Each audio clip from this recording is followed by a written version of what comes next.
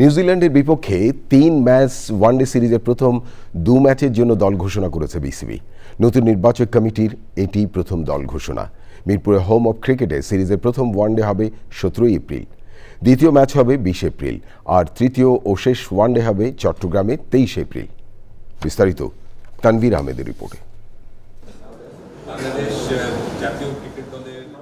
নতুন বোর্ড, নতুন নির্বাচক প্যানেল, তবে নিউজিল্যান্ডের বিপক্ষে ওয়ানডে দলটা পুরনোদের নিয়েই সাজানো।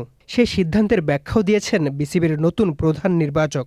সাকসেসফুল সিরিজ, লাস্ট সিরিজ যেটা আমরা মনে হয় বাংলাদেশ ভালো ক্রিকেট খেলেছে এবং সেখানে কিছু খেলোয়াড় হয়তো সুযোগ পাননি একাদশে, এবং কিছু প্লেয়ার নতুন এসছে গত সিরিজে।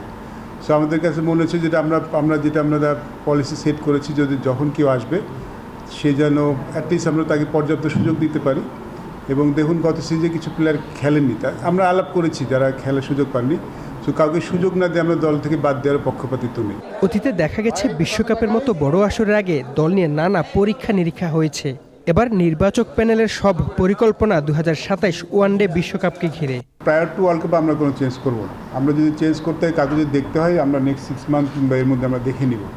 আমরা একদম প্রায়র টু ওয়ার্ল্ড কাপ আসলে নতুন কাউকে দেখতে চাই না। আনটিল আনলেস যে কেউ ইনজুরি হলো তাকে ওই জায়গায় দেখতে, সেটা ডিফারেন্ট কেস। বাট আমরা আসলে ওয়ার্ল্ড কাপের আগে কোনো পরীক্ষা নিরীক্ষার মধ্যে যাবো না। এটা আমাদের সিলেকশন কমিটির একটা আমাদের মধ্যে যেইটা আলাপটা হয়েছে, আমার কাছে ফার্স্ট অপশন জেতা। এর মধ্যে আমরা যদি কাউকে দেখার দরকার হয় আমরা দেখে নিব, বাট এটা এই নেক্সট 6 মান্থ মধ্যে। বাংলাদেশ পিএসএল থেকে ক্রিকেটারদের ফেরত আনছে, তবে নিউজিল্যান্ড বেছে নিয়েছে ভিন্ন পথ। আইপিএল ও পিএসএল এ থাকা ক্রিকেটারদের বাইরে রেখে দ্বিতীয় সারির দল পাঠাচ্ছে তারা। নিউজিল্যান্ড দলের ঢাকায় পৌঁছানোর কথা রয়েছে সোমবার। বিশ্বাস করছি। Tanvir Ahmed, channel I, Dhaka.